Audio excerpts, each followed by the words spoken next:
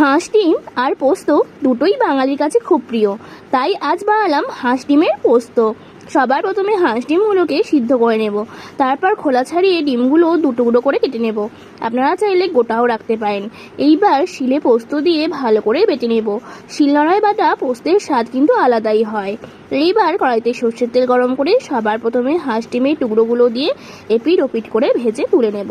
এরপর ওই তেলেই কয়েকটা কালো জিরে আর কাঁচা লঙ্কা ফোড়ন দেব। ফোড়ন থেকে সুবাস বেরোলে কয়েকটা ঝিরি করে কাটা পেঁয়াজের কুচি দিয়ে ভালো করে লাল করে ভেজে নেব। এইবার তাতে ওই পোস্ত বাটাটা দিয়ে দেবো। এরপর একটু নেড়ে চেড়ে অল্প পরিমাণ জল অ্যাড করব। জলটা ফুটে উঠলে দেব নুন, হলুদ গুঁড়ো, তারপর ভেজে রাখা ডিমগুলো দিয়ে দেব আর দেবো কয়েকটা চালা করা কাঁচা লঙ্কা।